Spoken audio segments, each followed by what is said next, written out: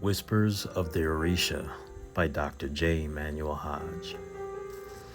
The sun hung low in the sky, casting long shadows on the golden sands as a Ifa walked barefoot along the shoreline.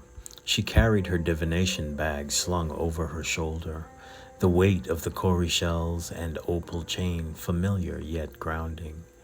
The ocean's rhythm, the crashing waves, the hiss of retreating foam had always called to her. Today, though, the call felt different, insistent.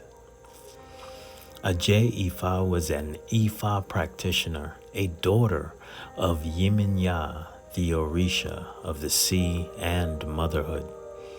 Her life was a dance of devotion, divination, rituals, and guiding others along their path. But recently, her own path had felt clouded. She had prayed, offered sacrifices, and cast her shells, yet clarity evaded her. Was she losing favor with the Orisha? Had she misinterpreted the signs? She stopped at a quiet stretch of beach and set down her bag.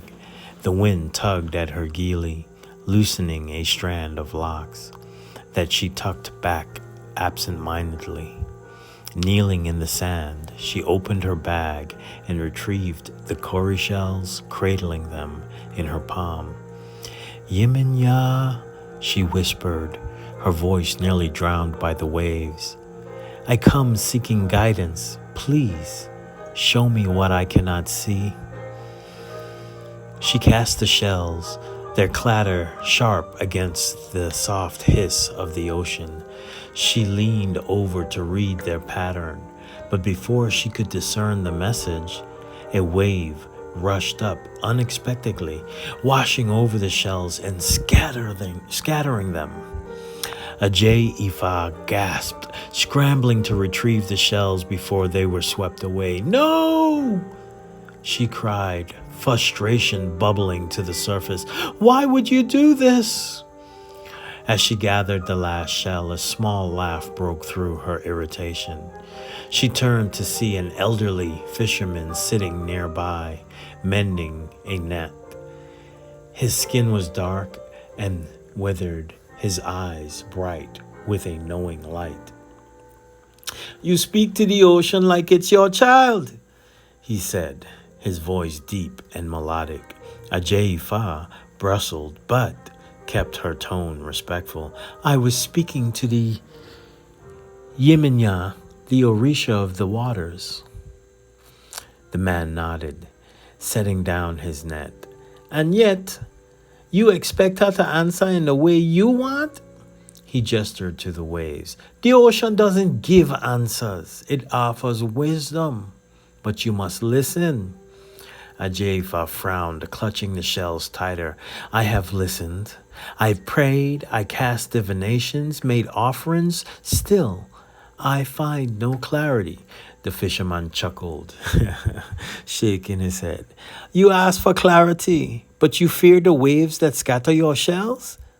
Yemenya doesn't fear the waves. She is the waves." Ajayfa stared at him, his words settling over her like a soft mist. "What are you saying?"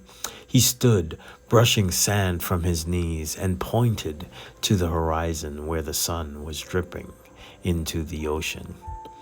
"When the ocean pulls the sand away, it is not taken, it's reshaping.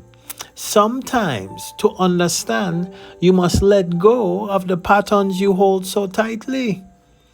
As the fisherman walked away, his net slung over his shoulder, Ajayfa turned back to the water.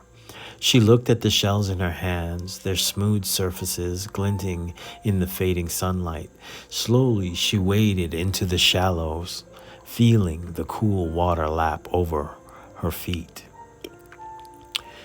Instead of casting the shells again, she closed her eyes and let them fall into her. She stayed still, listening, not to the ocean's sound, but to its rhythm, its presence. In that silence, she felt something stir within her, a deep, unspoken understanding. Yeminya wasn't withholding answers. She was teaching Ajaifa to trust the flow. When Ajaifa opened her eyes, the sun had disappeared, leaving a sky streaked with stars. She smiled, the heaviness in her chest replaced by a sense of peace. Clarity wasn't something to demand, it was something to receive. Like the tides, inevitable, yet unpredictable. Ajaifa turned back towards the shore, her heart lighter, her spirit renewed. Yeminya had spoken, not in words or patterns, but in the wisdom of the waves.